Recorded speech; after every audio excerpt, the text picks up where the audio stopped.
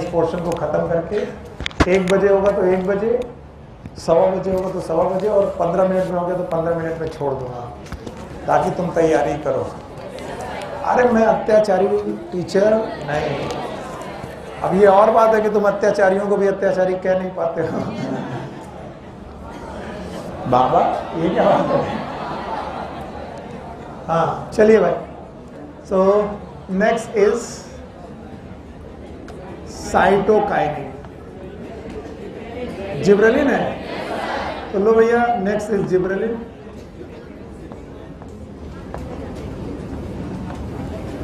Gibberellin, Gabbar Singh, gibberellin. Okay, gibberellin की discovery में Japan country का लेना देना है और ई कुरुसोवा का लेना देना है, और एक फंगस जिब्रेला फ्यूजिका। तो आपको वो फंगस याद ही होगा, नाम था जिब्रेला फ्यूजिका।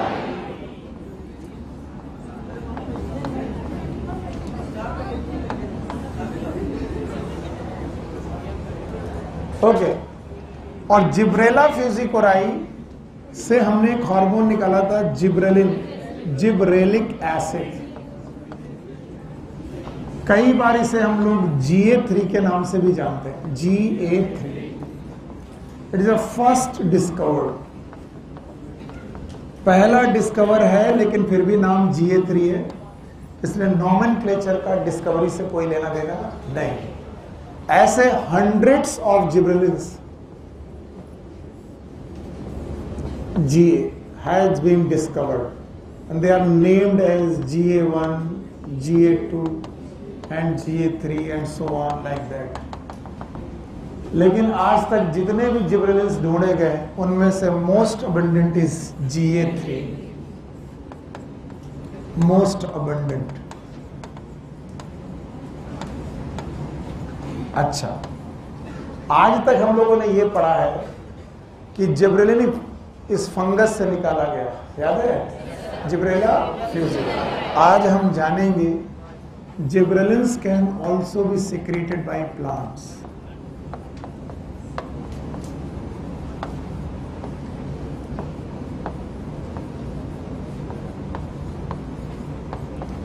प्लांट ऑल्सो, ये प्लांट से भी सिक्रीट किए जाते हैं।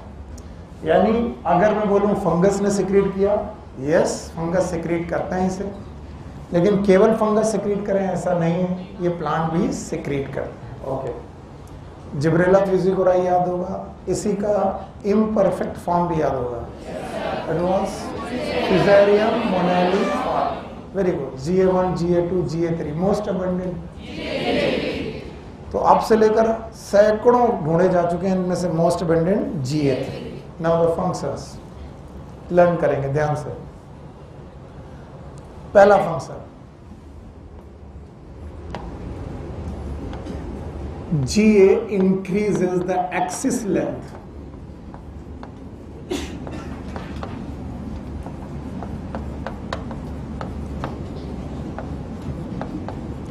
ये किसी भी प्लांट की एक्सिस की लेंथ को बढ़ा देते हैं। ध्यान सुनना, अगर स्टेम है तो स्टेम को लेंथ कर देंगे, बड़ा कर देंगे। ब्रांच है तो ब्रांच को बड़ा कर देंगे। ये किसी भी तरीके की एक्सिस को बड़ा कर देते हैं। इवन ये ग्रेप जैसे फ्रूट्स की एक्सिस को भी बड़ा कर देते हैं। अगर आपने अंगूर के गुच्छे देखे होंगे तो आपने 2 तरीके के देखे होंगे, कुछ गुच्छों में छोटे गुच्छे देखे होंगे। अगर आपने कुछ गुच्छे ऐसे देखे होंगे जो इलोंगेटेड होंगे, क्योंकि उनकी एक्सिस जो है वो इलोंगेटेड हो गई है। बताइए किस हार्मोन की वजह से? Gibberellin. So gibberellin can increase the grape axis also. इसलिए मैंने केवल एक काम लिखा है, उसी में मैं आपको बता रहा हूं। GA एक्सिस लेंथ को घटाते हैं कि बढ़ा देते हैं? इवन ये फ्रूट की एक्सिस तक को बढ़ा देते हैं। चलो इसको पहचानो, ये कौन सा फ्रूट है? अरे यार, आपके सर की ड्राइंग तो माशाल्लाह बहुत ही अच्छी है।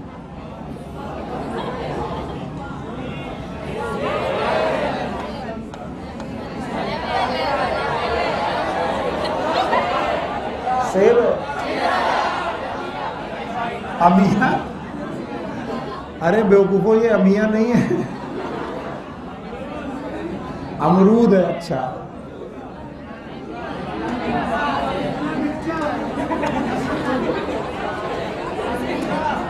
ये पहला शब्द जो तुम्हारी मम्मी ने तुम्हें सिखाया था, ए फॉर। आपकी मम्मी ने जब आप एप्पल बोलने लगे थे तो मोहल्ले में मिठाई बंटवाई थी, मेरा बच्चा ए फॉर एप्पल जानता है। और आपकी जिंदगी की जो सबसे मुश्किल स्पेलिंग आई थी, दैट वाज एलिफेंट।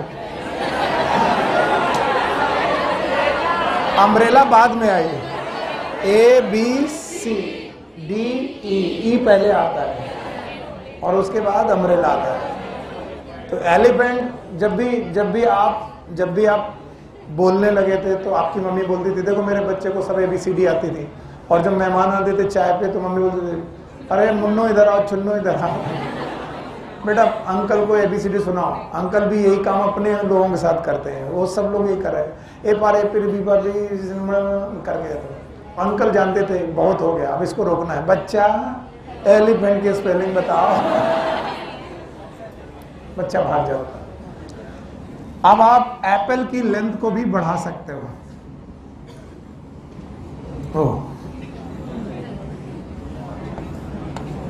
पूरा तरबूज है ये। नहीं, बाजार में दो तरीके के सेब हैं, एक छोटा और एक इलोंगेटेड। जो इलोंगेटेड वाला सेब है वो किसी जिब्रेल है। तो याद रखना, they can increase the shape of Apple. ये सब फंक्शन लिखे हैं मैंने, एक ही में तीनों फंक्शन उठा दिए। एनसीईआरटी में लिखा हुआ, ग्रेप के स्टॉक को बढ़ा देते हैं, गुच्छे की लेंथ को बढ़ा देते हैं, इवन वो एप्पल के सेब को बढ़ा करते हैं, फ्रूट की शेप को इंक्रीज कर देते हैं, किसी भी एक्सिस को इंक्रीज कर देते हैं। ये इनका काम है, पहला फंक्शन। ओके, जी increase the axis length, first function.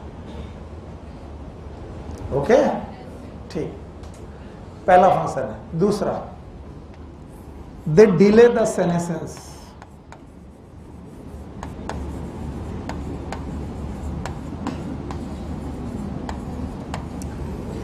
ये सेनेसेंस को डिले कर देते हैं, यानी पौधों में जो भी चीजें निकलती हैं उनको जल्दी बूढ़ा करते हैं कि देर में? देर। And specially for the leaves and fruits.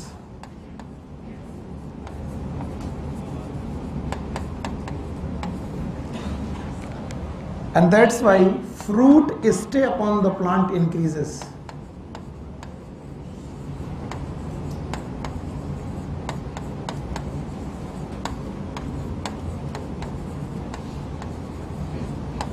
इसका मतलब फल पक के जल्दी गिर जाते हैं कि पेड़ों में लगे रहते हैं? पेड़ों में लगे रहते हैं। देखो, आम के बागान में एक मुसीबत है, और मुसीबत ये कि अगर आम पक के गिर गया तो अब आपको बेचना पड़ेगा, वरना 2-3 दिन में सड़ जाएगा। तो जिन लोगों ने आम के बाग लगाए हैं वो चाहते हैं कि जिस समय पूरी मार्केट में चारों तरफ आम आ जाए तो बताओ, सप्लाई ज्यादा डिमांड कम, तो प्राइस कम हो गया। लेकिन अचानक 15-20 दिन के बाद देखेंगे कि कुछ लोग पुराने आम बेच रहे, लेकिन अचानक एक ठेले वाला नए आम लेके आता है। बोला, भैया कहाँ से लाया? बोले डायरेक्ट पेड़ से लाया। बोले पेड़ से कैसे लाया? पेड़ के तो आम जाने कब नीचे गिर गए। मैंने क्या डाला था? जिब्रेल। तो बताइए, प्लांट में फ्रूट का स्टे घटाया कि बढ़ा दिया? कैसे बढ़ाया? Delay in senescence. आप अपनी बुक देखिए, मिला? चलो तो एक्सिस लेंथ घट रही कि बढ़ रही? बढ़ रही। सेनेसेंस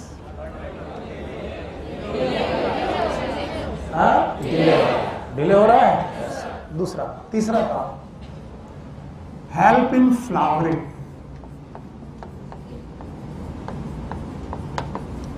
ऑक्सिन भी फ्लावरिंग करता था, याद है?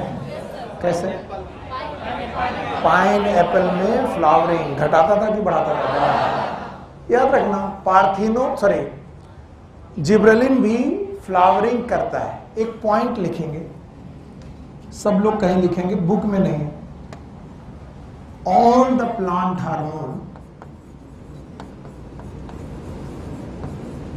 Hormones increases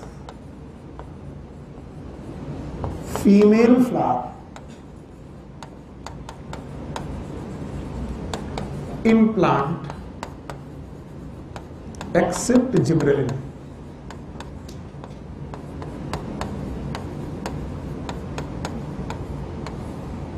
Because gibberellin GA increases male flower.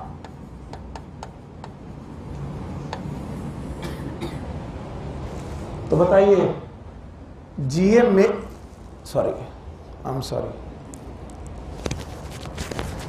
GA male flower को हटाएगा कि बढ़ाएगा?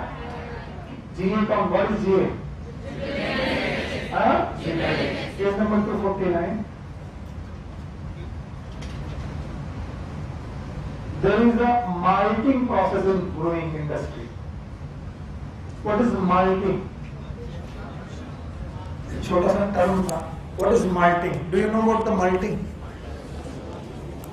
पता नहीं sir. What is brewing industry? तो आपको क्या मैं इसे हटा दूं? हाँ, 3 काम पहले बताओ. पहला काम, एक्सीलेंट घटेगा कि बढ़ा देगा? अच्छा, दूसरा, फ्रूट का स्टे घटाएगा कि बढ़ाएगा? बढ़ाएगा. तीसरा, फ्लावरिंग करेगा. फ्लावरिंग करते वक्त मेल फ्लावर बढ़ाएगा कि फीमेल? मेल. अच्छा बताओ, ज्यादातर प्लांट हार्मोन क्या करते हैं? Female flower. और जिब्रेलिन्स मेल. अच्छा, चौथा, हेल्प इन पार्थिनोकार्पी. एनसीईआरटी में नहीं लिखा, बस मुझे यही देखना था कि पार्थिनोकार्पी लिखा है कि नहीं लिखा. एनसीईआरटी में पार्थिनोकार्पी किसके बारे में लिखा था? ऑक्सिन. जिब्रेलिन के बारे में लिखा कि नहीं लिखा? नहीं लिखा. तो आप लिख लीजिए बोल्ड लेटर में, they are the most potent parthenocarpic agent.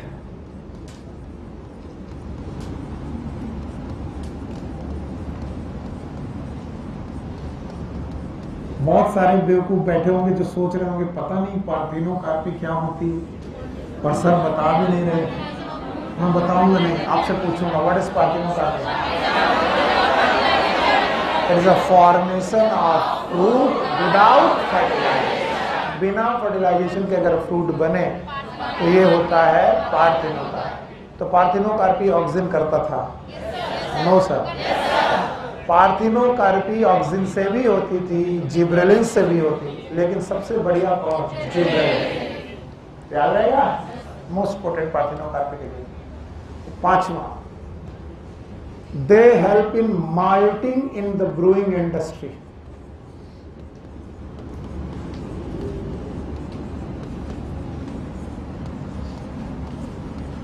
हमने अक्सर लोगों को ये कहते सुना है कि शराब है क्या? जौ का पानी है. जौ एक ग्रेन है. ग्रेन, अरे सुन लो, हमें मालूम है गेहूं के साथ है कि किसके साथ. तो जौ एक ग्रेन है, और जो ग्रेन्स होते हैं इनमें माल्टोज शुगर नाम की एक शुगर होती है. कौन सी? माल्टोज. और आज मेरे बच्चे रेस्पिरेशन पढ़ चुके हैं तो जानते हैं माल्टोज नाम शुगर जो बनी है, it is made up of glucose. किसकी बनी है? और ग्लूकोज का होगा ग्लाइकोलिसिस. बताओ क्या होगा? पायरविक एसिड बनेगा. और पायरविक एसिड का होगा फर्मेंटेशन. कैसे बोलो? और फर्मेंटेशन से बनेगा C2H5OH. ये ईस्ट की प्रेजेंस में हो सकता है? कैसा? और नो, CO2 निकल सकती है. अब आपको मालूम है कि अगर माल्टोज नहीं होगी तो ग्लूकोज नहीं बनेगा, तो पायरुविक एसिड नहीं बनेगा, तो अल्कोहल. यही वो अल्कोहल है जो पूरी दुनिया पी रही है. It is ethyl alcohol. तो ये एथाइल अल्कोहल ग्रेन से बनता है. किससे बनता है? ग्रेन. तो जो पीने वाले हैं वो जानते हैं single malt, double malt, multigrain, बहुत सारे ग्रेन्स को यूज करके हम लोग शराब बनाते हैं. तो ये जो ग्रेन से शराब बनाने में बीच में माल्टोज शुगर का प्रोडक्शन है इन्हीं ग्रेन से, that is known as malting. इस माल्टिंग में कौन हेल्प करता है? Gibberellic acid. और माल्टिंग में जिब्रेलिक एसिड हेल्प करता है, और ये ब्रूइंग इंडस्ट्री को फायदा देता है. किसको? Brewing. And what is brewing industry? शराब कारखाने. शराब कारखानों में भी जीए का यूज है. What is GA? Gibberellic acid. 5 काम बताओ तब आगे बढ़ते हैं। 5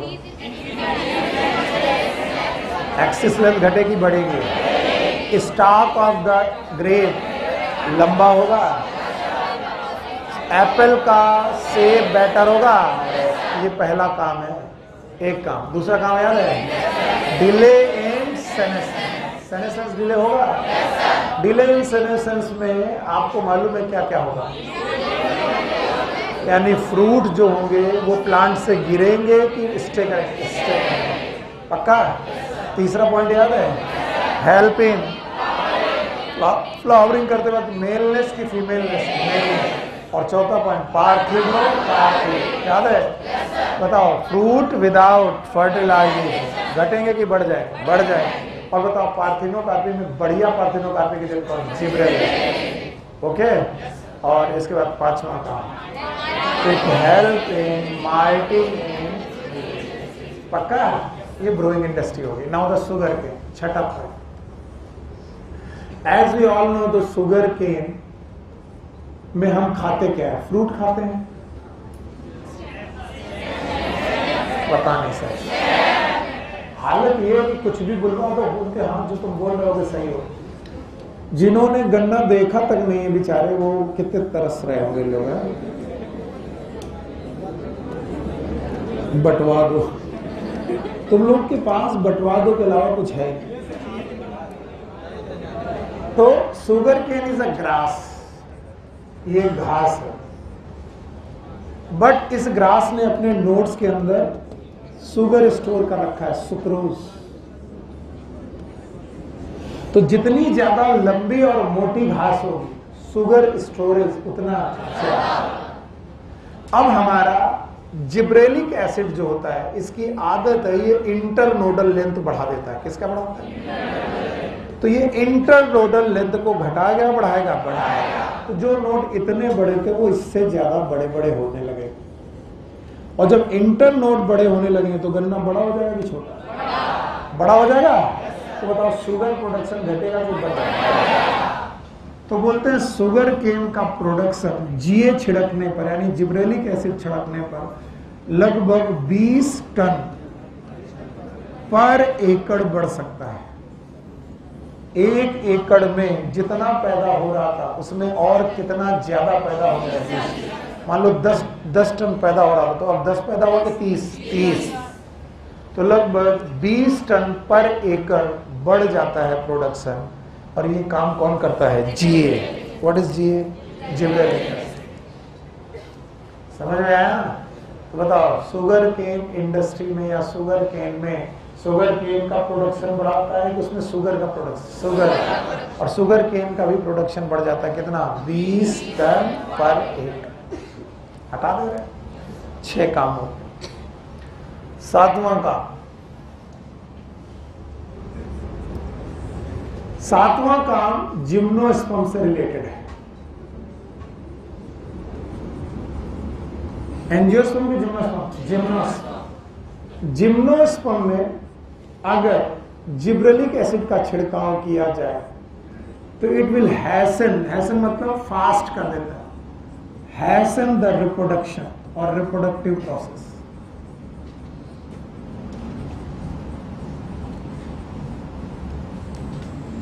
और अर्ली सीड प्रोडक्शन चालू हो जाता है। दुनिया में 2 ही प्लांट है जो सीड बना रहे हैं, जिम्नोस्पर्म, एंजियोस्पर्म। एक नेकेड सीड और एक cover seed. Naked covered seed. तो बताओ रिप्रोडक्टिव प्रोसेस फास्ट हो जाए, ये कौन कर पाएगा? Gibberellic acid. किसमें?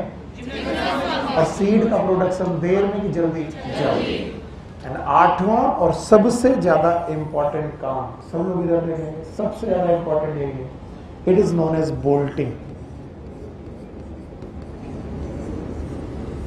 इसे समझिएगा, बोल्टिंग। लिखने के बाद समझाने के लिए मैं अलग से एक डायग्राम बनाऊंगा। बोल्टिंग 8वां काम है बोल्टिंग, उसे समझने है। चलो, there are some plant which have the rosette habit. मैंने बोला फ्लावर की plant, flower plant, not the flower plant. There are so many plant जिनके नोड और इंटरनोड कंडेंस हो चुके हैं, और नोड और इंटरनेस कंडेंस होने की वजह से उनसे जो लीफ निकल रहे हैं वो लग रही है कि एक ही जगह से निकल रहे हैं। और लीफ अगर एक ही जगह से निकलती हुई दिख रही है तो सारी लीफ बिल्कुल गुलाब की पत्तियों की तरह एक के अंदर एक होती चली जा रही है। और लोगों ने कहा कि ये गोभी बंद गोभी है। कौन सी? तो बोला कैबेज इज अ फ्लावर की plant. It is not the flower, it is a plant but with having the rosette habit. बोलो कैसी? इसमें रोजेट हैबिट है, और रोजेट हैबिट की वजह से इसमें एक बड़ी समस्या है। समस्या ये है कि अगर ये प्लांट है, मेरी बात सुनो, अगर ये क्या है और हम इसके सीड बनवाना चाहते हैं, क्या चाहते हैं? तो इसके फ्लावर चाहिए। क्या चाहिए? और फ्लावर निकले कैसे? जहां पर फ्लावर निकलने चाहिए थे वो नोड कैसा है? कंडेंस। और कंडेंस है तो फ्लावर, और फ्लावर निकलेगा नहीं तो पॉलिनेशन भी, फर्टिलाइजेशन, सीड।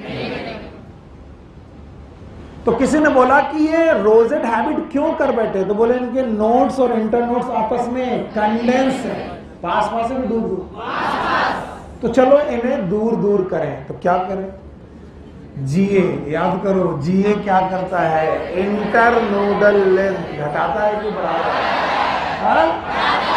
अगर इंटरनोडल लेंथ बढ़ गए तो जो नोड्स एक जगह पर दिख रहे थे वो एक ही जगह होगा कि अलग अलग अलग? हाँ, अलग। तो बताओ, जो गोभी बंद गोभी था इट बिकम बंद गोभी की खुला गोभी? अच्छा, मैं एक साल ऐसे ही पढ़ा रहा था खुला गोभी, तो मैंने मजाक किया कि बंद गोभी बिकम द खुला गोभी। तो उसने कहा सर खुला गोभी मार्केट में कहाँ मिलता है? और उसने मुझसे कहा कि सर फूल गोभी को ही खुला गोभी बोलते हैं क्या? नो, फूल गोभी इज नथिंग, वो अलग चीज है। ये इसी का नोड और इंटरनोड लंबा हो जाना, नोड और इंटरनोड का लंबा हो जाना, it is known as bolting. क्या बोलेंगे बेटा? और याद रखना ये प्रायर टू फ्लावरिंग होती है। प्रायर टू फ्लावरिंग का मतलब फ्लावरिंग के बाद की पहले, और ताकि इसमें क्या हो सके? फूल बन सके, सीड बन सके। तो व्हाट इज बोल्टिंग? पता नहीं। What is bolting? The increase in the internodal length of all planted or the plants with rosette habit? Plant with rosette habit. Rosette habit के प्लांट में जब कभी भी इंटरनोडल लेंथ बढ़ेगी, वैसे भी गन्ने में भी इंटरनोडल लेंथ बढ़ती है लेकिन वो बोल्टिंग नहीं है। रोजेट हैबिट के प्लांट में जब कभी भी इंटरनोडल लेंथ बढ़ेगी, इसे क्या बोलेंगे? बोल्टिंग। ये बीट में हो सकता है। What is beet? चुकंदर। ये कैबेज में हो सकता है। किसमें हो सकता है? कैबेज। तो कैबेज और बीट, दो एग्जांपल और हैं। देखो क्या दिया है। हाँ, बीट, कैबेज और कुछ दिया है? बस। अच्छा, तो भैया यही दो हैं, लर्न कर लीजिए। तो आप लोग मुझे ये 7 काम गिना पाएंगे? 8 हो गए? अच्छा, मैं नहीं समझ पाया। 8। अच्छा, ऑक्सिन में कितने थे?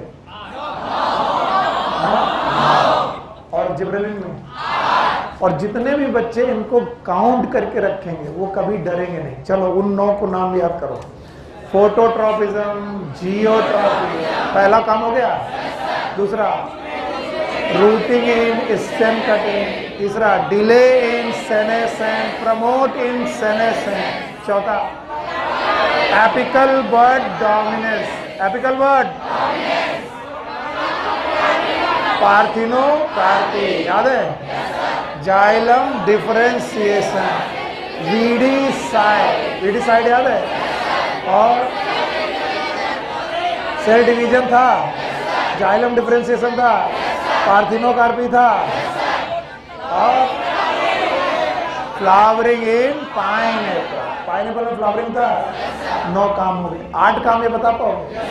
जीए एक्सिस लेंथ को इसी में 3 जोड़ना है। इसी में बताओ, ग्रेप के स्टॉक बढ़ जाएंगे?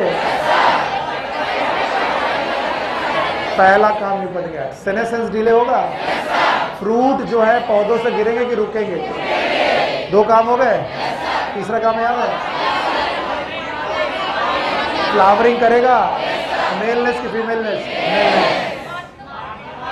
पार्थिनोकार्पी करेगा?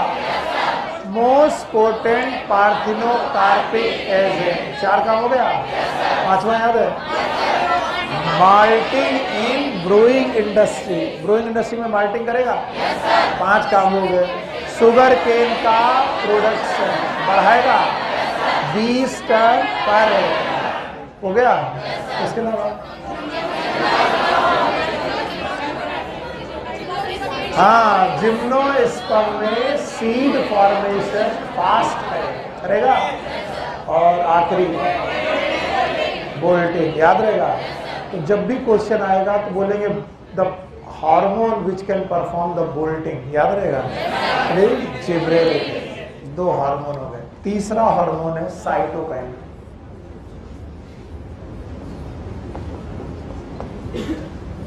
साइटोकाइनिन, ये शब्द साइटोकाइनेसिस से लिया गया है। साइटोकाइनेसिस का मतलब होता है cell division,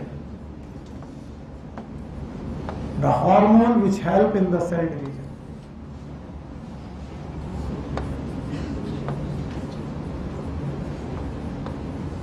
hormone which help in cell division.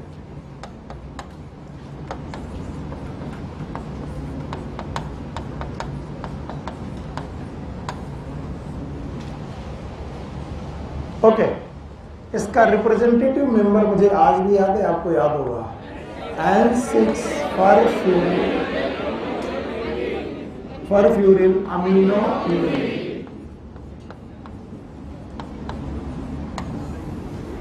जिसको हमने काइनेटिन नाम दिया था। क्या नाम दिया था? काइनेटिन।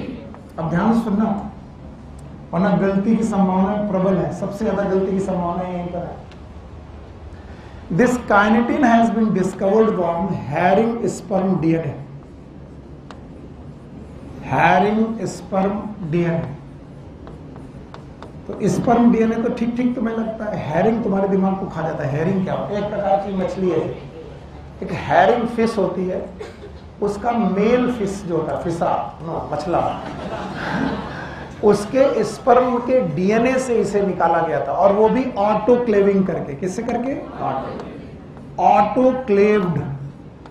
ऑटोक्लेविंग का मतलब होता है एक प्रोसेस होता है जिसमें स्टीम की प्रेजेंस में, किसकी प्रेजेंस में? भाप की प्रेजेंस में हम स्टेरिलाइजेशन करते हैं। आप लोगों ने देखा होगा, डॉक्टर लोग अपने इंस्ट्रूमेंट गर्म भाप में रखते हैं, that is known as autoclaving. तो गर्म भाप में, स्टीम में ऑटोक्लेव किया गया डीएनए, कौन सा डीएनए? हैरिंग स्पर्म डीएनए, उससे निकाला गया था N6 परफ्यूरिल अमीनो प्यूरिन। अब बताओ, हैरिंग क्या है? प्लांट के एनिमल। पहला पॉइंट लिखेंगे, there is no plant source of kinetin.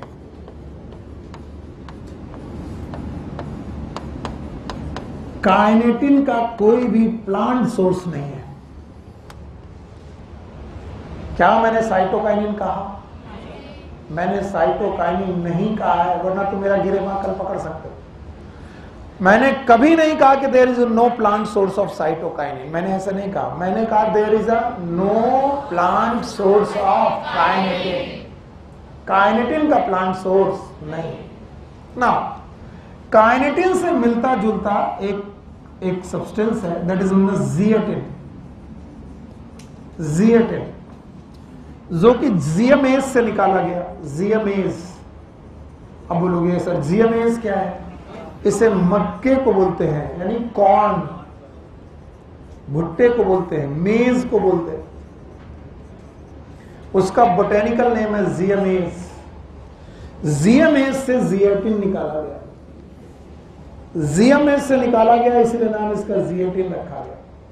और ये कोकोनट वाटर से भी निकाला गया। याद है स्कूप ने क्या क्या डाला था? East extract, coconut water, sperm DNA, vascular tissue extract, जिसमें से काइनेटिन कहां से मिला? Sperm DNA. और बताओ, जियामेज से क्या मिला? जिएटिन। कोकोनट वाटर से क्या मिला? Zeatin. And now these kinetin and zeatin like substance, everyone ध्यान से, हाथ जोड़ता हूं बहुत मुश्किल में, बहुत देर से जोड़ता हूं। इसका मतलब बहुत इंपॉर्टेंट टॉपिक है। These kinetin and zeatin like of the substances, ऐसे और भी बहुत सारे सब्सटेंस है जिनके ग्रुप का नाम है साइटोकाइनिन। तो cytokinin is a single substance और ग्रुप,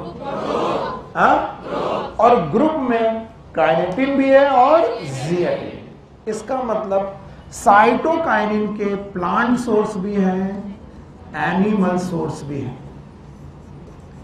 तो मैंने पहले ही बोला प्लांट सोर्स और एनिमल सोर्स दोनों ही सोर्स से साइटोकाइनिन तो मिल सकता है, लेकिन काइनेटिन नहीं मिल सकता। काइनेटिन केवल कहां से मिलता है? एनिमल सोर्स से, प्लांट सोर्स से नहीं। बताओ इसमें आप लोगों ने सही ढंग से समझा कि नहीं? क्योंकि ये डर है मुझे समझ पाए कि नहीं समझ पाए। बताओ N6 परफ्यूरिन अमीनो प्यूरिन काइनेटिन नाम है, कहां से निकाला गया? हेयरिंग स्पर्म डीएनए की ऑटोक्लेविंग की गई। क्या की गई? ऑटोक्लेविंग। स्टेरिलाइजेशन किया गया, स्टीम में रखा गया और उससे निकाला हमने काइनेटिन। काइनेटिन का कोई प्लांट सोर्स है कि नहीं है? तो क्या साइटोकाइनिन का भी प्लांट सोर्स है? क्योंकि साइटोकाइनिन एक सब्सटेंस ग्रुप है, क्योंकि काइनेटिन भी एक साइटोकाइनिन है, जिएटिन भी एक साइटोकाइनिन। इसलिए साइटोकाइनिन के प्लांट सोर्स और एनिमल सोर्स दोनों हैं, लेकिन काइनेटिन के प्लांट सोर्स हैं, एनिमल सोर्स नहीं है। और बताओ जिएटिन कहां से निकाला जाएगा? जीएमएस और कोकोनट। और बोलते हैं साइटोकाइनिन प्लांट में हर उस जगह पर बनता है, हर उस जगह मिलेगा जहां पर भी सेल डिवीजन चल रहा। It is formed by plant part.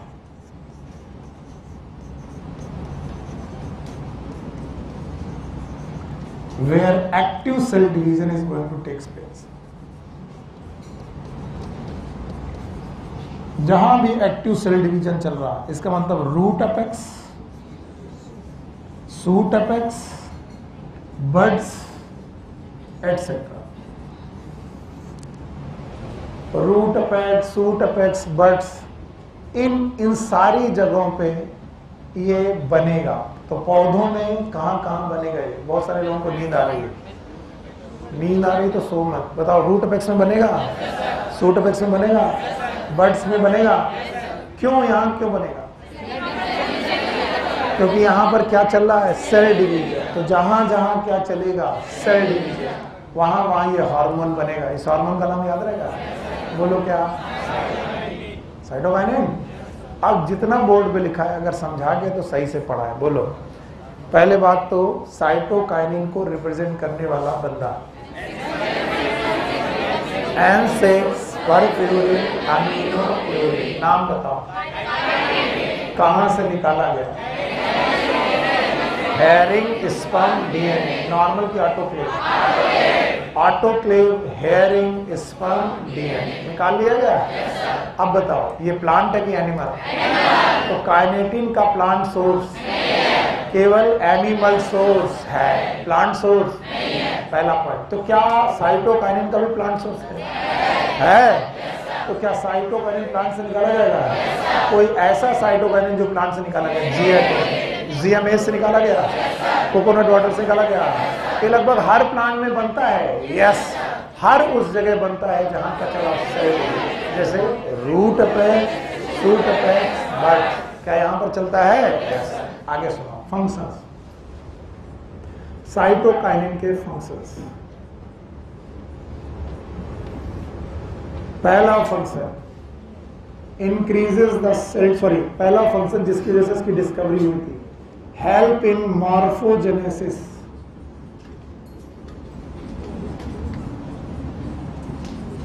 Morphogenesis of callus in tissue culture. क्या आपको स्कूग एंड मिलर का एक्सपेरिमेंट याद है? कैलस बन रहा था लेकिन रूट स्टेम लीफ क्या डाला गया? Cytokinin along with auxin. तो क्या वहां रूट स्टेम लीफ बनने लगे? इसको क्या कहते हैं? मॉर्फोजेनेसिस। तो पहला फंक्शन वही लिखना जिसकी वजह से डिस्कवरी हुई। बताओ ऑक्सिन का पहला फंक्शन? फोटोट्रॉपिज्म, जियोट्रॉप। अच्छा, जिबरेलिन का प्रलोभन से लेंथ को इंक्रीज कर, राइस लेंथ इंक्रीज हो गया था और हमने डिसीज का नाम किया था बकैने, याद है ना। दूसरा काम ध्यान से सुनेंगे, यस, इट हेल्प और it increases cell division.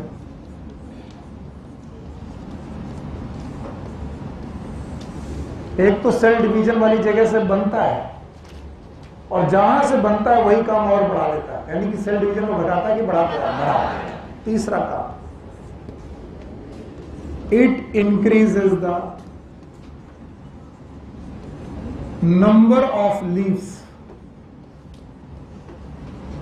In plants. Plants में लीव के नंबर को बढ़ा देता है, पत्तियों के नंबर को बढ़ा देता है। चौथा, increases the number of chloroplast in plant, number of chloroplast in leave, sorry.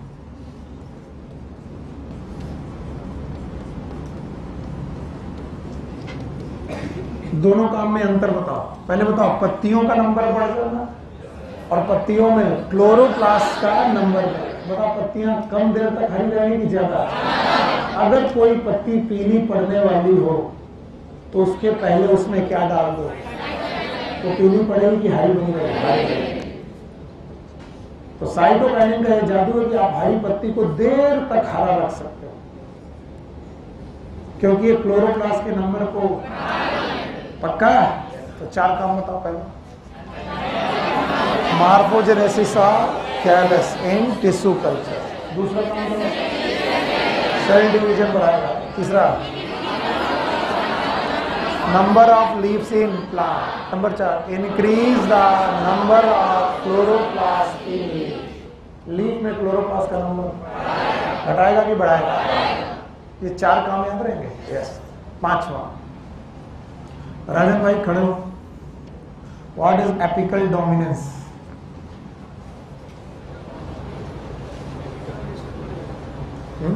हम ये नहीं पूछ रहे व्हाट इज एपिकल डोमिनेंस, इसकी डेफिनेशन बताओ।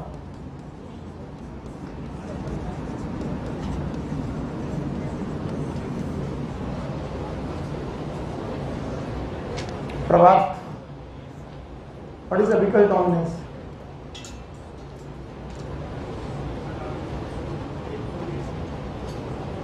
अरे बच्चे देखो भाई, हाँ जी Vedika ji, what is apical dominance? You were in the same class and आधा एक घंटा पहले की बात। यस। पौधे में दो बड्स हैं, एक कौन सी? एक्सिलरी बड और एक एपिकल बड। एपिकल बड बढ़ेगी तो पौधा लंबाई में, और एक्सिलरी बड तो ब्रांचेस बनाएगा। तो ऑक्सिन एपिकल डोमिनेंस को बढ़ाता था। Cytokinin opposes the, cytokinin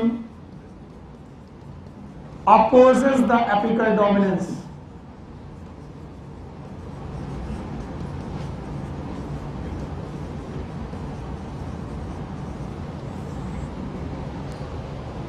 apical dominance बढ़ जाएगा कि घट जाएगा? तो पौधा लंबाई में बढ़ेगा कि चौड़ाई में? चौड़ाई में नहीं, ब्रांचेस में। इसीलिए छठा काम है, it increases the lateral shoots. Lateral shoot, lateral shoots का मतलब है ब्रांचेस का नंबर बढ़ा देगा। तो बताओ, अगर चाय के बागानों में तुम्हें एक हार्मोन डालना ही डालना तो कौन सा डालोगे? ऑक्सिन की साइटोकाइनिन। कई लोग ऑक्सिन डालने के लिए कह देते हैं ऑक्सिन मत डालना, ऑक्सिन डाला तो चाय के बागान में लंबाई बढ़ेगी, ब्रांचेस नहीं बढ़ेगी। तो याद रखना, आपको चाय के बागान में अगर कुछ डालना है तो लंबाई बढ़ाने के लिए कि ब्रांचेस? ब्रांचेस। और ब्रांचेस बढ़ाने के लिए आपको क्या डालना पड़ेगा? साइटोकाइनिन, क्योंकि वो एपिकल डोमिनेंट को बढ़ाएगा कि अपोज करेगा? अपोज। बढ़ाएगा कि घटाएगा? बताएगा? हाँ जी जानवी जी खड़ी हो। कोई एक ऐसा मिनरल बताओ जो मास फ्लो हाइपोथेसिस में सुक्रोज के ट्रांसपोर्ट में हेल्प करता था। कोई ऐसा मिनरल का नाम बताओ जो सुक्रोज के, बिल्कुल बाकी लोग शांत रहिए, ट्रांसलोकेशन में हेल्प करता था। हाँ कैल्शियम। अपराजिता अपने आगे वाले को खड़ा करो, अपने आगे वाले को खड़ा। हाँ जी मैग्नीशियम। वाह गुड। हाँ yes it's was boron. Good शाबाश। कौन था? बोरॉन। आज हम लोग मंच मास फ्लो हाइपोथेसिस को अभी रिवाइज करते हैं। बैठो शाबाश। पहला पॉइंट, मंच मास फ्लो हाइपोथेसिस में बनता था ग्लूकोज, ट्रैवल कौन करता था? सुक्रोज। सुक्रोज को ट्रैवल कराने में हेल्प कौन करता था? बोरॉन। हाँ? और आज एक प्लांट हार्मोन का नाम लिख रहे हैं, याद रखना।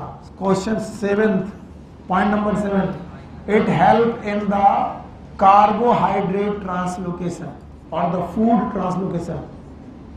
It help in carbohydrate translocation.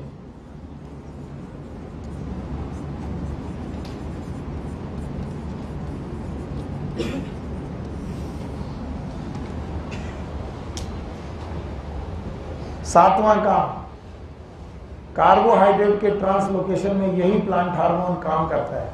और आठवां और नवां बड़े ऑब्वियस हैं, इनको लिखूं ना लिखूं चलेगा। आठवां काम, डिले सेनेसेंस, यानी कोई पत्ती गिरने वाली है, क्या डाल दो? साइटोकाइन। गिर जाएगी कि बच जाएगी? बच जाएगी। Delay senescence. और आठवां फ्लावरिंग। बताओ फ्लावरिंग में मेल फ्लावर की फीमेल? फीमेल। याद करो, all the plant hormone increases except ABA. ABA तो खैर इनहिबिटर है। एबीए क्या है? इनहिबिटर, तो वो तो बढ़ाएगा ही नहीं। बाकी 4 बचे, 4 में से चारों फ्लावरिंग करेंगे। कौन कौन? Auxin, cytokinin, gibberellin, ethylene. लेकिन चारों में से कौन मेलनेस बढ़ाएगा? जिब्रेलिन, बाकी फीमेल। तो ये 9 काम हो गए आपके साइटोकाइनिन के। ऑक्सिन 9, जिब्रेलिन 8, साइटोकाइनिन हटा दे रहे। हाँ एक बार बिना देखे। पहला मार्फोजेनेसिस इन कैलस ड्यूरिंग टिश्यू कल्चर, पहला काम हो गया। चलो दूसरा,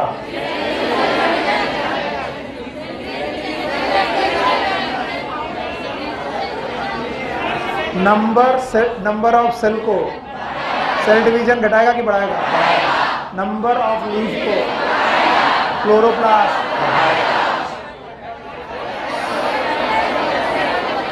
एपिकल डोमिनेंस अपोज कर, सपोर्ट के अपोज।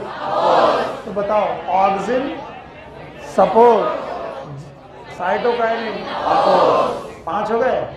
इसके बाद लेटरल सूट बढ़ाएगा लंबाई में कि सूट्स में? सूट तो ब्रांचेस बढ़ाएगा। ओके, और कार्बोहाइड्रेट ट्रांसलोकेट करेगा और फ्लावरिंग करेगा, सेनेसेंस डिले। अब तीनों हार्मोन सेनेसेंस को डिले करते थे, एक प्रमोट भी करता था, ऑक्सिन। पर कैसे लोग? पक्का घर जाकर के एनसीईआरटी पढ़ी थी, मिला था पॉइंट? ठीक, thank you very much. This was a cytokinin for you. Cytokinin के बाद आता है इथाइलिन, मोस्ट इंपॉर्टेंट और सबसे ज्यादा शायद इसी में लिखा गया है। इथाइलिन सबसे बड़ा टॉपिक अगर प्लांट हार्मोन में कोई है तो इथाइलिन है। कम से कम 15-16 काम है, यानी एक में 9, दूसरे में 8, फिर तीसरे में 9। इसमें पहले डरा दिया मैंने 15, और 15 को भी मैं कितने धीरे धीरे लिखाऊंगा, ध्यान सुनेंगे। इथाइलिन, पहली बात, ethylene is a gaseous hormone. ये गैसियस हार्मोन है, पहला पॉइंट जो आपको याद रखना है। दूसरा पॉइंट याद रखना है, it is produce by ripened fruit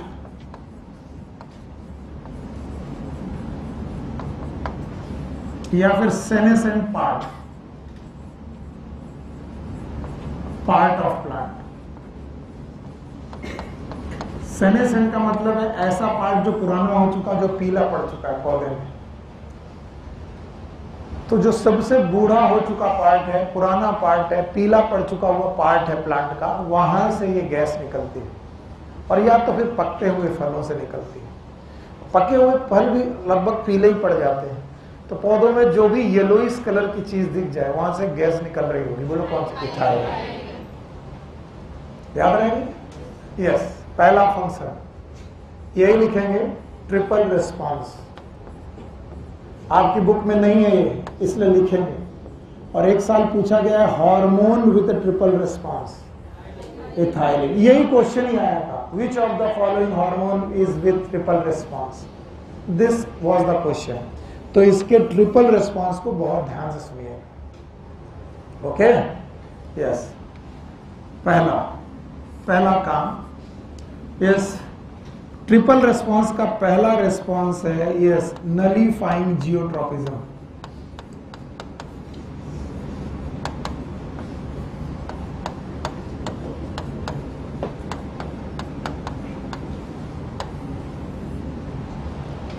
यह शब्द आपको एनसीईआरटी में कहीं मिलेगा ही नहीं। जो मैंने लिखा है नलीफाइंग जियोट्रॉपिज्म, यह शब्द मिलेगा ही नहीं। पर इसके बदले क्या मिलेगा? एवरीवन हियर, अब देखो, ये जरूरी है। देखो, अगर आप कोई सीड डालो तो सबको मालूम है एपिकोटाइल से बनेगा स्टेम। क्या बनेगा? स्टेम। और हाइपोकोटाइल से क्या बनेगी? रूट। रूट किधर जाएगी? और स्टेम कहां जाएगा? ऊपर। ये along the geotropism, yes or no? It is a away.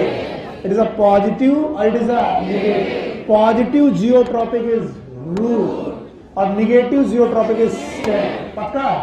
अगर पौधा ग्रेविटी का सेंस ही भूल जाए, कैसा?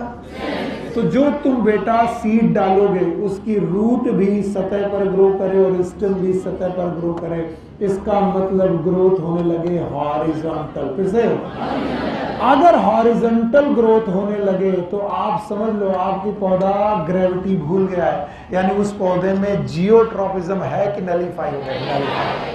तो आपकी बुक में लिखा होगा हॉरिजॉन्टल ग्रोथ। देखो कहां लिखा है। हाँ, बुक मुझे एक चाहिए, वरना ये चैप्टर, ये वाला टॉपिक बड़ा मुश्किल हो जाएगा। ठीक, यस। पेज नंबर 250 मिला? पेज नंबर 250 में तीसरी लाइन पढ़ रहे हो? क्या लिखा है बोलो? हाँ, influences of ethylene plant include horizontal growth of seedling. Horizontal growth of seedling की जगह पर लिखिए, आप क्या लिखिए? नलीफाइंग जियोट्रॉपिज्म। यानी जियोट्रॉपिज्म है कि नलीफाई हो गया? नली। दूसरा फंक्शन, ट्रिपल रिस्पॉन्स का पहला रिस्पॉन्स, ट्रिपल रिस्पॉन्स में एक रिस्पॉन्स होगा कि तीन? तीन में से एक, जिसको बुक ने नलीफाइंग जियोट्रॉपिज्म, तो उसके बदले क्या लिखा? Horizontal growth of seed. Okay. दूसरा, जब भी पौधा आगे बढ़ेगा तो उसके नोड में स्वेलिंग होने लगेगी। नोड में स्वेलिंग होने लगेगी, नोड मोटे मोटे स्वेल कर जाएंगे। आपकी बुक में नोड स्वेलिंग लिखी कि एक्सिस स्वेलिंग? एक्सिस। तो दूसरा फंक्शन है swelling of the nodes,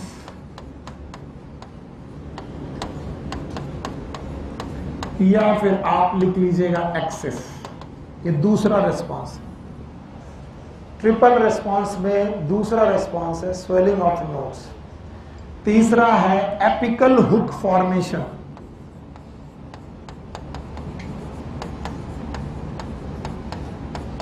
it is a hook like formation of the seedling. Seedling में hook like formation, it is known as apical hook formation. ये 3 response को मिलाकर हमने क्या नाम दिया?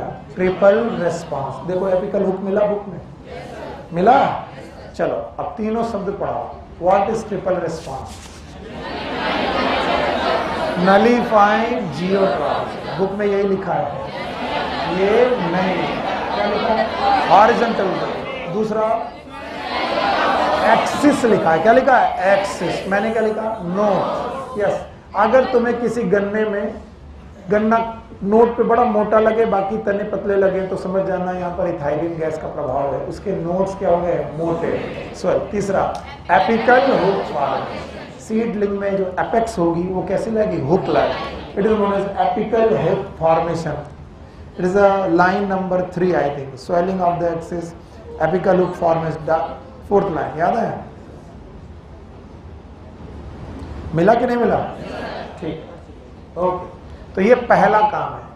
यकीन मानिए जिसे मैंने पहला काम कहा है वो पहला है। एक काम है कि 3 काम है? तो मैंने आपको 3 काम बचा लिए, एक काम में निपटा दिए। चलो पहला काम बोलो। ट्रिपल रिस्पॉन्स है। yes, और ट्रिपल रिस्पॉन्स के तीनों रिस्पॉन्स याद रहेंगे। पहला नलीफाइंग जियोट्रॉप्स। दूसरा स्वेलिंग ऑफ नोट। तीसरा एपिकल। ना दूसरा फंक्शन, पहला हार्मोन मिला जो सेनेसेंस को प्रमोट कर रहा, फुल्ली प्रमोट। अभी तक सब लोग सेनेसेंस को क्या कर रहे थे? डिले। ये प्रमोट कर। एक और था प्रमोट कर रहा था, लेकिन म्यूको की ओल्ड को। तो याद रखना, this is first plant which promote senescence, sense of leaves and fruits.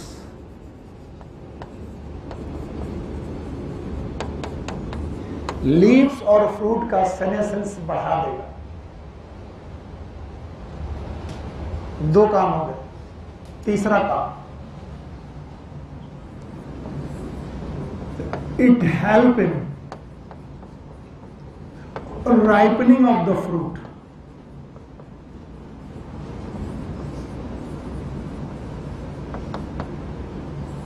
Ripening of the fruit and induce respiratory climactic. शब्द याद रखना, पूछा जाएगा। respiratory climactic।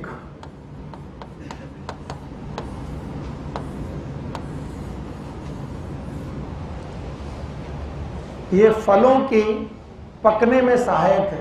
कच्चे फलों को पकाने लगेगा, लेकिन जब भी पकाने लगेगा रेस्पायरेटरी क्लाइमेटिक पैदा होगा। अब ये बड़ी बला है। What is respiratory climatic?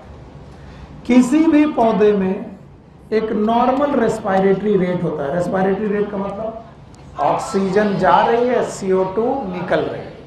लेकिन अगर उस प्लांट में फल पकने लगे, क्या पकने लगे? फल, फ्रूट अगर पकने लगे, तो बेटा अगर फ्रूट पकने लगे तो याद रखना उसका रेस्पायरेटरी रेट बढ़ जाता है। क्या बढ़ जाता है? क्या? इस रेस्पायरेटरी रेट का बढ़ जाना, it is known as respiratory climacteric. What is respiratory climacteric? It is a increase in, जवाब चाहिए। इट इज अ इंक्रीज इन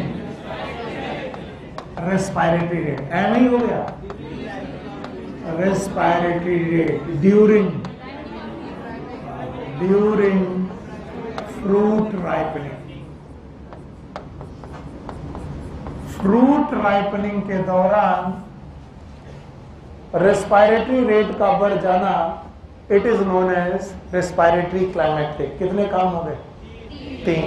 3 की 4? 3 है बेटा। उस 3 में ही चौथा मैंने जोड़ दिया। मैं कम कर रहा हूं ताकि तुम्हें डर कम लगे। वैसे तो काम यहां पर 7 हो चुके हैं। 1 2 3 4 5। हाँ 5 हो चुके हैं। 6 हो चुके हैं। 6 काम को हम लोगों ने 3 में कैसे कन्वर्ट किया? कर पाओगे? पहले इतना बताओ तब आगे बढ़ेंगे। पहला काम, कल को आपको किसी भी एग्जाम में आ जाए the hormone with triple response, कर लोगे? तीनों रेस्पॉन्स बता पाओगे? तीनों रेस्पॉन्स उनकी एक्सिस पर हैं। एक्सिस का हुक, एक्सिस का हॉरिजॉन्टल, एक्सिस का नोड्स है। All three response to related with the axis. Axis में क्या बन जाए? हुक, एक्सिस हॉरिजॉन्टल और एक्सिस स्वेलिंग। तो तीनों का काम बताओ। Nullifying the geotropism, horizontal growth of seedling, एक ही बात है। Apical hook formation, swelling of node की स्वेलिंग। पहला काम ट्रिपल रिस्पॉन्स। सेनेसेंस, डिले की प्रमोट हो गया। तीसरा काम याद है? हाँ? ठीक है भाई, आपको मालूम है कि ये फ्रूट राइपनिंग में हेल्प करेगा और फ्रूट राइपनिंग के दौरान रेस्पिरेटरी क्लाइमेटिक पैदा करेगा। What is respiratory climatic? Increase in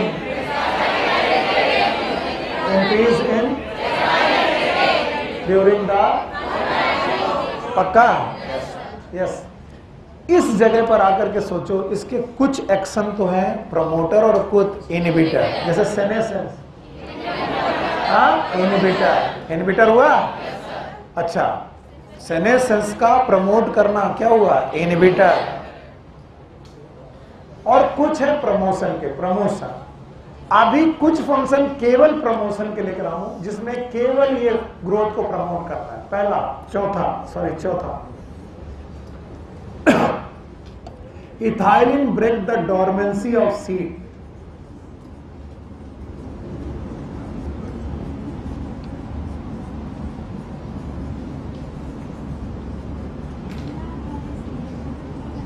ये सीड की डोरमेंसी को ब्रेक करता है। अच्छा बताओ, what is dormant seed?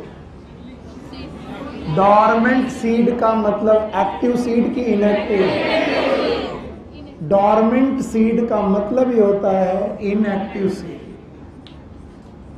Inactive seed, और इनएक्टिव सीड जर्मिनेट होते हैं कि नहीं? They do not germinate. पर क्या डाल दो? इथाइलिन। बताओ क्या जर्मिनेट हो जाएंगे? आपकी बुक में एक सीड का नाम दिया है पीनट सीड। देखो दिखा दिया है, ये पीनट सीड के जर्मिनेशन में हेल्प करता है।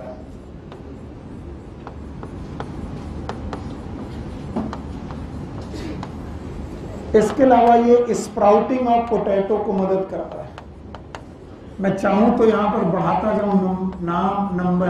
देखो, ये चौथा, ये काम पांचवा। बोलो पांचवा काम, स्प्राउटिंग ऑफ पोटैटो। दूसरा पैराग्राफ देखो, ethylene break seed and bud dormancy, initiate germination in peanut seeds, sprouting of potato. मिला?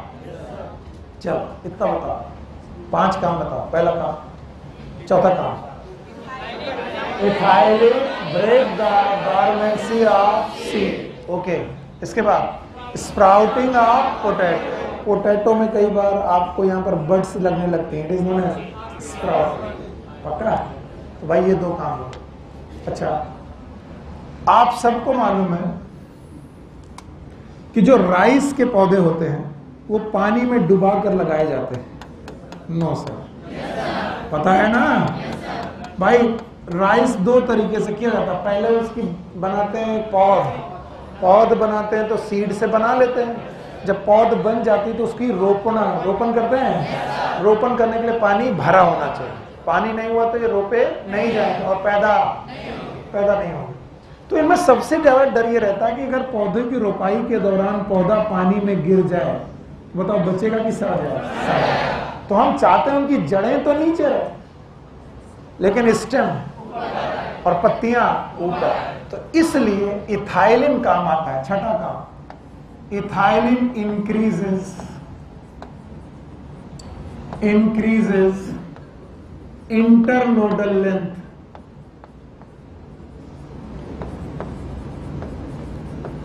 And petiole length so that rice plant can remain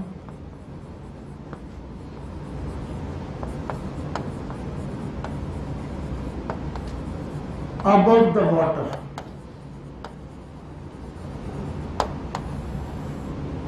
वो पानी के ऊपर बने रहे। तो ये काम इनका बिल्कुल जिब्रेलिन जैसा है।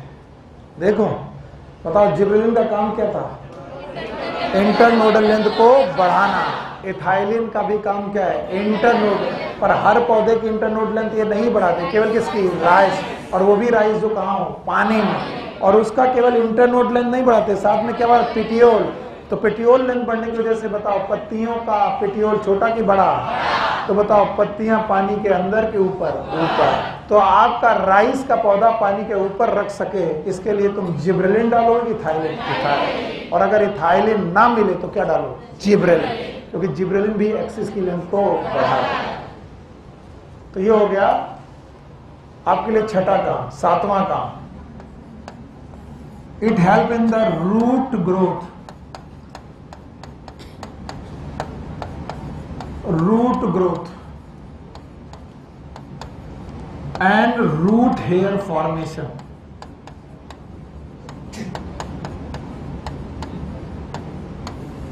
रूट ग्रोथ और रूट हेयर फॉर्मेशन बढ़ा देगा। अब ये मत पूछना रूट हेयर क्या होते हैं, जोन याद है? मेरिस्मेटिक, इलांगेशन, मैचुरेशन जोन में हेयर होते हैं। तो रूट हेयर घटाएगा कि बढ़ाएगा? This is the paragraph number 2। अपनी अपनी बुक देखो, ये पैराग्राफ नंबर 2 की आखिरी 2 लाइनें हैं। Ethylene also promote root growth and root hair formation, thus helping the plant to increase their absorption surface। बताओ पौधा अपना एब्जॉर्प्शन सरफेस घटा रहा है कि बढ़ा रहा है? मिल गया? ठीक है, ओके। कितने काम बताओ? 7। 7 नहीं है ये, 9 है। 9 नहीं 10 है। जिनको 7 लग रहे हैं वो समझ जाएंगे कितने हैं? 10। चलो अब कुछ लोग सो गए और वो सोचते हैं कि मैं छोड़ दूंगा। I am most cruel in this term. इस तरीके के हिसाब से मैं सबसे ज्यादा क्रूएल हूँ। बार बार मुझे रिवाइज करना अच्छा लगता है। मम्मी कसम किसी ने बुक देखी, 2 पैराग्राफ पढ़ने हैं जब तक मैं बोल रहा हूँ। पहला ट्रिपल रिस्पॉन्स, जल्दी से बोलो।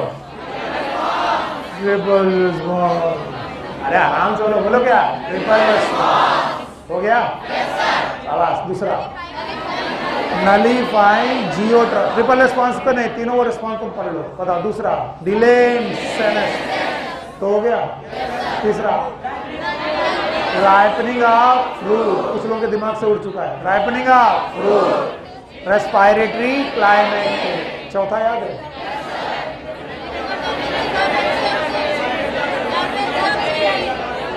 ये दूसरा पैराग्राफ है। यहां से बेवकूफ हंसो मत, तुम खुद अपने ऊपर हंस रहे हो। दूसरे पैराग्राफ में पॉजिटिव बात करनी है। बताओ डॉर्मेंसी कम होगी, पीनट सीड का जर्मिनेशन चालू होगा, स्प्राउटिंग ऑफ पोटैटो होगा, राइस के पौधे पानी में डूब के मर जाएंगे, मरेंगे, ऊपर आएंगे। क्यों? इंटरनोड लेंथ घटाएगा कि बढ़ाएगा? और एक शब्द याद रखना, रैपिड इंटर। रैपिड शब्द याद रखना। जिब्रेलिन उतनी तेजी से नहीं बढ़ाता, इथाइलिन बहुत तेजी से इंटरनोडल लेंथ बढ़ाता है। रैपिड इंटरनोडल लेंथ, पिटियोल की लेंथ भी बढ़ाएगा। राइस का प्लांट नीचे रहेगा कि ऊपर? ऊपर। रूट ग्रोथ करेगा, रूट हेयर का फॉर्मेशन करेगा, सरफेस एरिया घटेगा कि बढ़ जाएगा? बढ़ जाएगा। एब्जॉर्प्शन एरिया बढ़ जाएगा। तो हमें लग रहा तो हमारे ऊपर एहसान करो। अभी कल क्वेश्चन जब यही आएंगे तो तुम्हारी दिमाग की बत्ती नहीं चलेगी। कल नहीं आएंगे, कल नहीं आएंगे, बताओ। और क्या? 7 हो गया। 8वां सुनो, function number 8, help in flowering.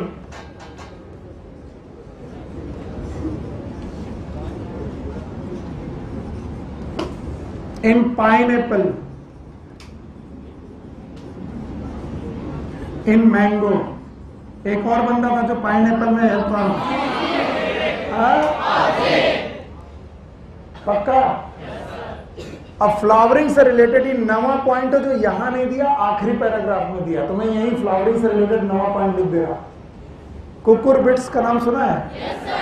Cucurbits एक ऐसी फैमिली है जिसमें मेल और फीमेल फ्लावर अलग अलग होते हैं पर प्लांट सेम। पक्का? तो बताओ प्लांट डिफरेंट कि सेम? तो बंदा बाइसेक्सुअल कि यूनिसेक्सुअल? बंदा बाइसेक्सुअल, फ्लावर यूनिसेक्सुअल। भैया गड़बड़ करते हो, क्यों पढ़ रहे हो? एहसान कर रहे हो? हाँ सर।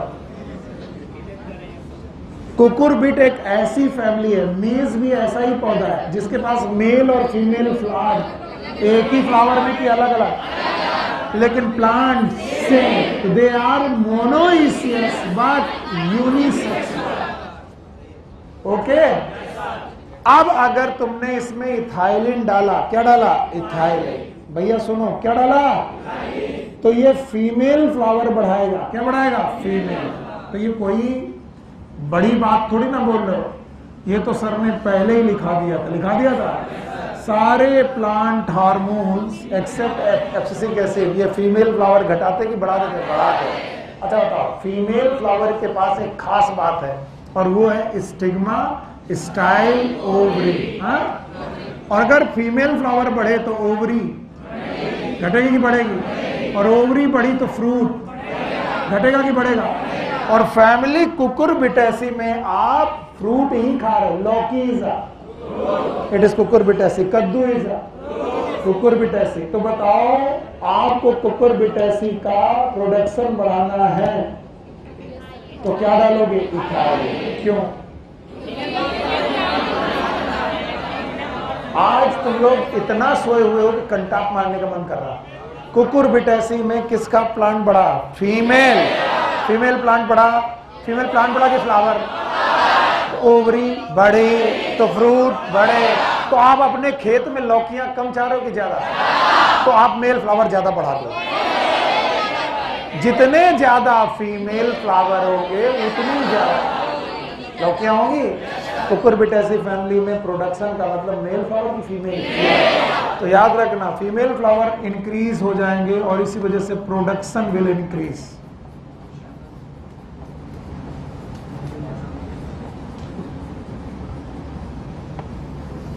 ये नवा काम है। 9 फंक्शन नंबर 9 पढ़ा पाओगे? Yes. Help in the flowering of the pine Apple, mango. और पाइन एप्पल में ये फ्रूट सेटिंग यानी फ्रूट के बनने को भी सिंक्रोनाइज करता है। सिंक्रोनाइज करता है।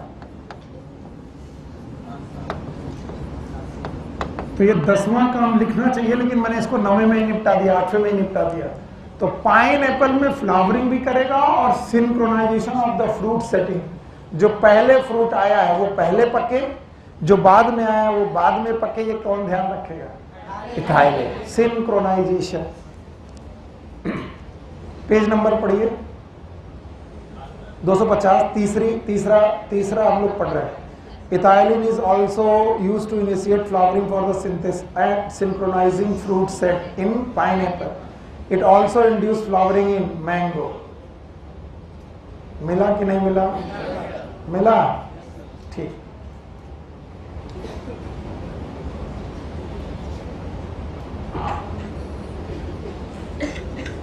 ओके। तो ये 9 काम पहले आप लोग लर्न करो। ये 9 है, 12 कि 13 भी? 13 भी। ओके, बाकी तुम्हारी मर्जी। अब सुनो, हटा रहा हूं। अब एक सब्सटेंस आता है मार्केट में, लोन है इथेफोन।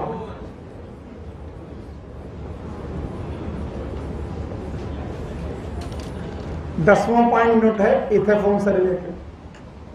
और इथेफोन का हम बनाते हैं एक्वस सॉल्यूशन। सुन लो नहीं तो मरोगे। बोलो क्या? इथेफोन। और इथेफोन क्या बनाते हैं? Aqueous solution. और इस एक्वस सॉल्यूशन को हम डालते हैं प्लांट में। किसमें? ज्यादातर लोग सोचते हैं कि इथेफोन इट इज ना sprinkle on the fruit. No, लोगों को लगता है कि इथेफोन फलों में डायरेक्ट डाल के पका दिया जाता है, नहीं। फिर से सुनो, जागो जागो जागो जागो। मैं कच्चा केला लेके आ गया प्लांट से तोड़ के, और उन कच्चे केलों को पकाने के लिए इथेफोन यूज नहीं हो, उसके लिए कार्बाइड चाहिए। क्या चाहिए? Carbide, that will produce ethylene, that will produce. लेकिन अगर ये केला प्लांट में ही लगा है, कहां पर, और लगा हुआ प्लांट का केला मैं प्लांट में ही पकाना चाहता हूं, लेकिन आर्टिफिशियल तरीके से, किससे? तो मैं केले को तोड़ूंगा, उस पौधे को क्या डालूंगा? इथेफोन। तो इथेफोन केले में डालूंगा, फलों में? प्लांट। कहां लिखा है? बुक पढ़ो पढ़ो पढ़ो, देख लो। हाँ, मैं पढ़ रहा हूं, चौथी line. Ethephon in an aqueous, पांचवी लाइन है, ethephon in an aqueous solution is readily absorb and transported within the plant and release ethylene slowly. तो बताओ, इथेफोन डायरेक्ट फ्रूट में डाला जाएगा? अगर मुझे टूटे हुए फलों को पकाना है, इथेफोन काम आएगा कि नहीं आएगा? कौन आएगा? कार्बाइड। ओके, क्या आएगा? Carbide. So aqueous solution of ithephone, it is absorbed by the plant,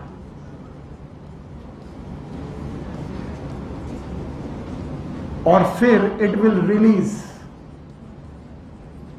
ethylene and which help in artificial fruit ripening.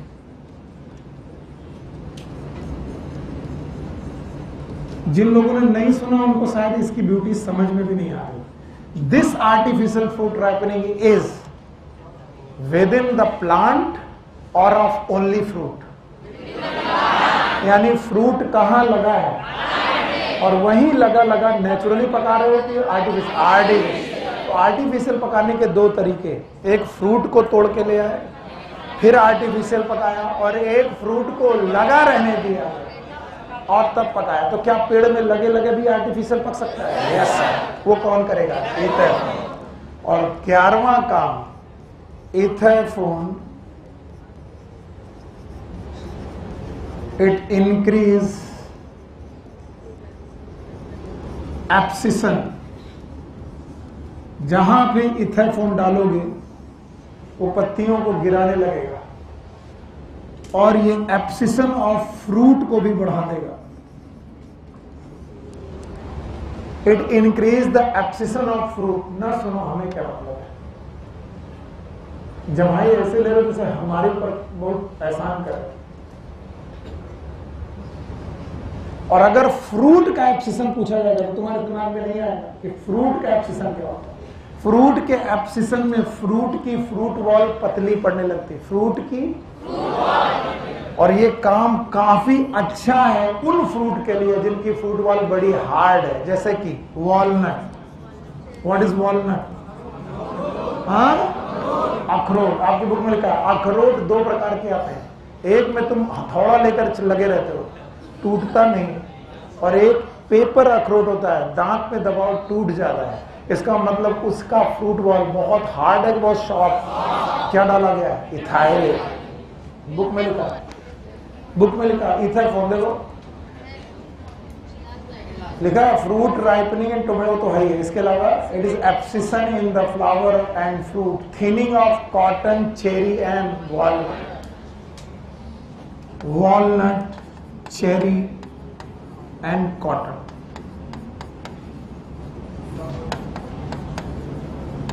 Thinning of fruit wall. इसके बाद एक और काम है जो मैं ऑलरेडी लिखा चुका हूं, that is fruit ripening. Fruit ripening of the tomatoes, grapes, banana, ये पहले लिखा चुका हूं। तो आपकी बुक में टोमेटो भी लिखा हुआ है, वो देख लेना। मैंने 11 लिखा है, ऑल्दो ये 11 नहीं है, 15 है। कितने लोग हैं जो इनको केवल रिपीट कर सकते हैं बिना देखे?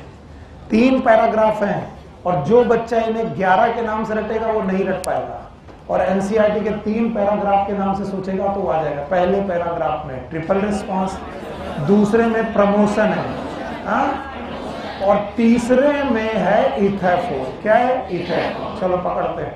पहला ट्रिपल रिस्पॉन्स। तीनों रिस्पॉन्स याद है? सेनेसिस डिले होगा? Yes sir. डिले होगा कि प्रमोट होगा? पक्का? और कोई काम याद है?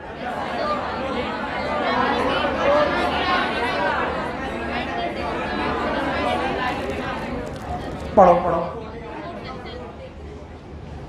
Ethylene highly effective in fruit ripening और रेस्पिरेटरी क्लाइमेक्टिक। जब तक ये 11 पॉइंट आप पढ़ नहीं लेते मैं बैठा हूं, आराम कर रहा हूं। मेरा कोर्स तो पूरा हो ही गया और 1 बज गया, बैठ नहीं सकते। चलो केवल आंख बंद करो, बंद करो और पहला पॉइंट सोचने की कोशिश करो। आंख बंद करो सब लोग। Triple response. तीनों रिस्पॉन्स दिख रहे हैं आपको? तीनों एक्सिस से रिलेटेड है? तीनों एक्सिस से रिलेटेड है? बस इतना काफी है। डिले इन सेनेसेंस है, प्रमोट इन सेनेसेंस। तीसरा काम बेटा राइपनिंग है, रेस्पिरेटरी क्लाइमेक्टिक है। पहला पैराग्राफ उड़ गया। 3 काम में पहला पैराग्राफ उड़ गया। ओके, दूसरा पैराग्राफ प्रमोशन है। पीनट सीड जर्मिनेट होगा, स्प्राउटिंग ऑफ इंटरनोडल लेंथ बढ़ेगी, राइस प्लांट ऊपर आएंगे, रूट ग्रोथ बढ़ेगी, रूट हेयर फॉर्मेशन बढ़ेगा, सरफेस एरिया बढ़ेगा, एब्जॉर्प्शन बढ़ेगा। पाइन एप्पल में फ्लावरिंग और फ्रूट सेटिंग, और बेटा मैंगो में भी फ्लावरिंग, कुकुरबिट में भी फ्लावरिंग, मेल की फीमेल, प्रोडक्शन घटा की बढ़ गया, एब्सिशन बढ़ेगा। इथेफोन याद है? आर्टिफिशियल फ्रूट राइपनिंग एजेंट है जो डायरेक्ट फ्रूट में यूज किया जाता है।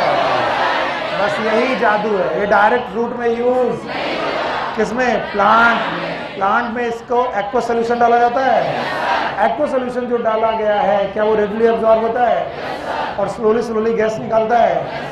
ये आर्टिफिशियल राइपनिंग है, लेकिन फ्रूट को तोड़ा। क्या टूटे हुए फ्रूट को भी पकाया जा सकता है? It's by carbide. और क्या ये thinning of the fruit wall करेगा? चेरी वॉल, पक्का? And now the last is ABA, abscisic acid.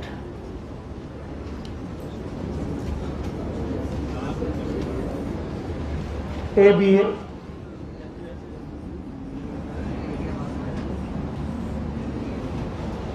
okay, it is released by senescent part। हर उस पार्ट से निकलेगा जो पीला पड़ रहा है या बूढ़ा हो रहा है, प्लांट का पार्ट, सेनेसेंट पार्ट। पहला फंक्शन डिक्रीज सेल डिवीजन, ये सेल डिवीजन डिक्रीज कर देगा। दूसरा काम डिक्रीज सेल डिफरेंशिएशन,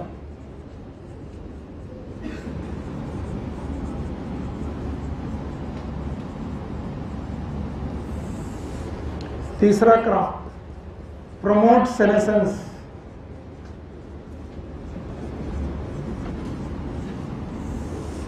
चौथा काम प्रमोट एब्सिशन। दोनों में अंतर है। पौधे में लगे लगे पीला पड़ जाना, इट इज सेनेसेंस, और पौधे से टूट जाना, एब्सिशन। तो सेनेसेंस भी बढ़ाएगा, एब्सिशन भी बढ़ाएगा। सेल डिवीजन तो बढ़ाएगा कि कम करेगा? कम करेगा। और सेल डिफरेंशिएशन भी कम करेगा।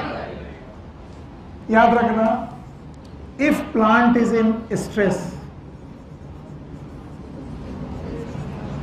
स्ट्रेस याद आया? कब होता है प्लांट स्ट्रेस में? Water absorption, transpiration.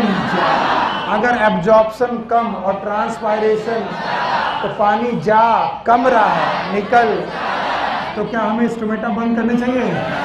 तो पांचवा काम यही है, इट क्लोज स्टोमेटा, ये स्टोमेटा को क्लोज करेगा, and that's why it is known as stress hormone. बोलो।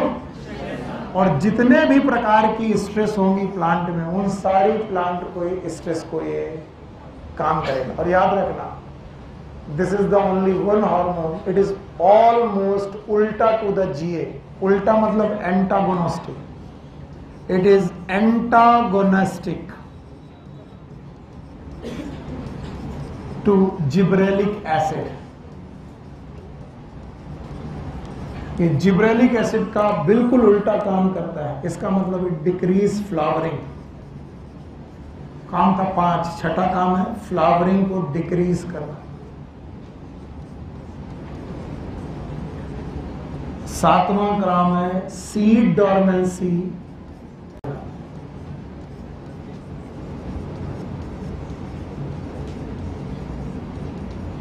तो बताओ ये सीड को जर्मिनेट होने देगा कि इनएक्टिव कर देगा? तो सीड को इनएक्टिव कर देगा, जर्मिनेट नहीं होने देगा. कलियों को खिलने, याद है ये तीन जगह से निकाला गया था. डॉर्मिंग, एब्सिसिन, इनहिबिटर, बी. तो बताओ ये कलियों को खिलने नहीं देगा, सीड को जर्मिनेट, फ्लावरिंग होने नहीं देगा. होगा नहीं? सेल डिवीजन बढ़ाएगा कि घटाएगा? सेल डिफरेंशिएशन घटाएगा. सेनेसेंस और एब्सिसन बढ़ाएगा. सब कुछ पॉजिटिव है, सब कुछ निगेटिव है. तो एक अकेला हार्मोन है जो पूरी तरीके से निगेटिव है. 3 ऐसे हार्मोन थे जो पूरी तरीके से पॉजिटिव थे, ऑक्सिन, साइटोकाइन. एक ऐसा हार्मोन था जो पॉजिटिव भी था, निगेटिव थे. उसके कुछ काम पॉजिटिव थे, कुछ निगेटिव थे. So these are the functions of the hormones. Okay. हटा दें ना? 1 मिनट हो गया. Now, in functions of all hormones,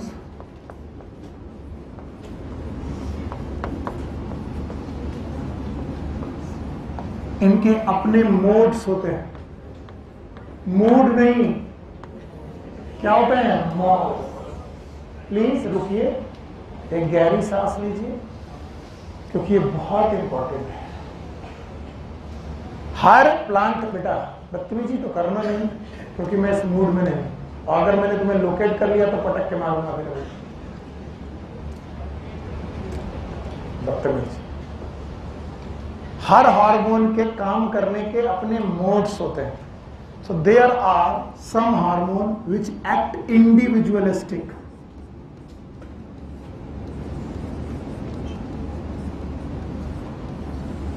यानी कोई एक हार्मोन एक काम करेगा जो केवल वही करता है और कोई नहीं करता.